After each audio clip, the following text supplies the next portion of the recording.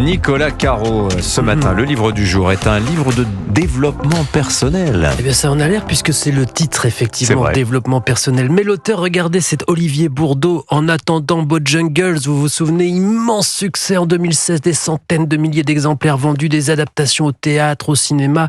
Et pourtant, c'était pas gagné. Olivier Bourdeau est un paresseux velléitaire doublé d'un cancre aux ongles sales. C'est pas moi qui le dis, c'est lui. Les ongles, c'est quand il était collégien seulement. Développement personnel, le titre est super, c'est en fait les souvenirs de l'écrivain. Mais il n'est pas un peu jeune pour écrire ses mémoires Si. Il a une quarantaine d'années, il y a le temps.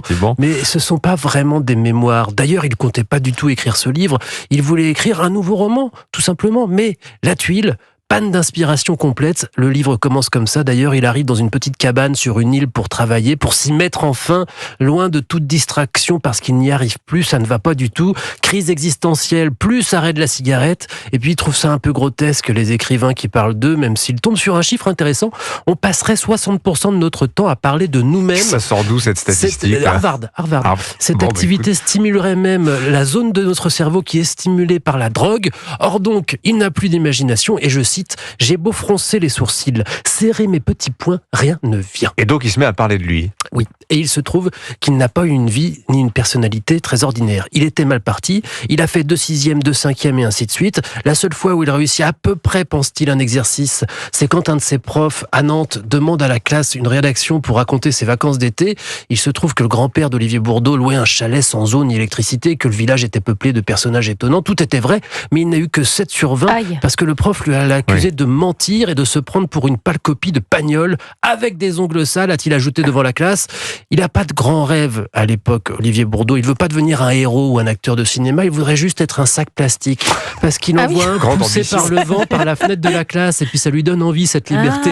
Si, quand même, il a un souhait, éventuellement devenir écrivain, parce qu'il lit tout le temps. Mais il n'écrit jamais, en revanche, jusqu'au jour où Antoine, le mari de sa cousine, qui a un peu marre de l'entendre dire qu'il va écrire son roman, lui donne les clés de sa maison de campagne en Vendée, pas chauffée et en novembre, mais quand même en lui disant, eh bien maintenant, écris. La suite, c'est Bojangles, et dans ce livre-là, plein d'autodérision et d'humour, et très touchant.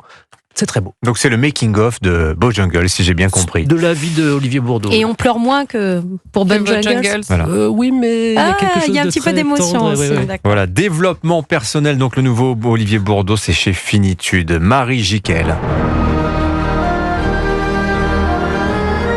Reconnaissez-vous cette musique? Et oui, 35 ans après le film, le théâtre Antoine à Paris accueille l'adaptation sur scène au théâtre donc du Cercle des poètes disparus. Heureux sont les hommes libres, et libres sont les hommes courageux. Qui a dit ça? Qui dit? Périclès, imbécile.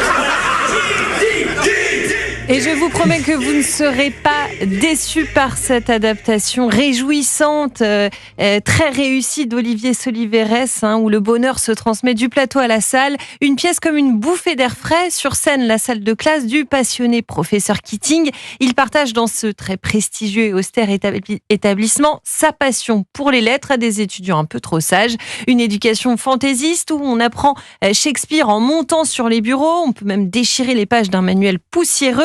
Un professeur qui détonne et apprend à ses élèves à penser par eux-mêmes, guidés par une seule expression, carpe diem, et cela comble de joie Stéphane Fraisse qui interprète ce personnage magnétique. Le texte pose la question de quelles sont les grandes différences entre ce carpe diem vécu d'une certaine manière dans les années, fin des années 50 et celui qu'on a interprété, et peut-être pas toujours à raison d'ailleurs, pour en faire ce qu'il est devenu aujourd'hui, c'est-à-dire une perte de l'autorité, beaucoup de laxisme et presque un renversement de certains pouvoirs entre les élèves et les profs.